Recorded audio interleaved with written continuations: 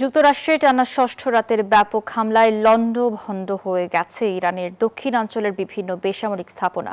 বসিরেই Tehran ও মধ্যপ্রাচ্যের বিভিন্ন দেশে মার্কিন লক্ষ্যবস্তুতে পাল্টা আঘাত হেনেছে তারা। হোয়াইট হাউসের দাবি, সমঝোতা চুক্তি লঙ্ঘনের কারণেই এই সামরিক পদক্ষেপ, আর নিজেদের ব্যাপক ক্ষতির মুখে পুনরায় চুক্তি করতে আগ্রহী ইরান। এক ভয়াবহ অনিশ্চিত ভবিষ্যতের দিকে মধ্যপ্রাচ্য। টানা ষষ্ঠ রাতে ইরানের দক্ষিণাঞ্চলে তাণ্ডব চালিয়েছে যুক্তরাষ্ট্র।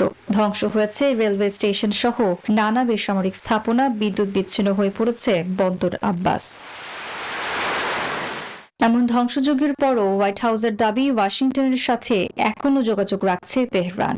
বড় সামরিক ক্ষয়ক্ষতির মুখে তারা এখন যুক্তরাষ্ট্রের সাথে নতুন চুক্তিতে পৌঁছাতে আগ্রহী।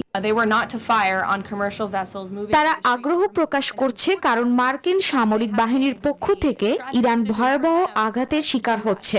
আমাদের সাথে তারা স্বাক্ষরিত সমঝোতা স্মারকটি লঙ্ঘন করেছে। হরমুজ প্রণালী দিয়ে চলাচলকারী বাণিজ্যিক জাহাজে গুলি চালিয়েছে তারা।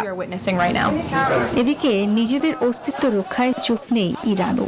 বাহরাইনে মার্কিন সামরিক ঘাঁটিতে পাল্টা আঘাত হেনেছে তারা। কুয়েতেও মিসাইল হামলার জবাব দিয়েছে। তবে কাতারের পরিস্থিতি এখন অনেকটাই স্বাভাবিক। ইরানের সামরিক বাহিনীর সাফ কথা, হরমুজ প্রণালীর পরিস্থিতি কখনোই আর আগের অবস্থায় ফিরবে না। আর ঠিক তখনই ওমান উপসাগরে অবরোধ নিশ্চিতে একটি জাহাজের নিয়ন্ত্রণ নিয়েছে মার্কিন সেন্ট্রাল কমান্ড।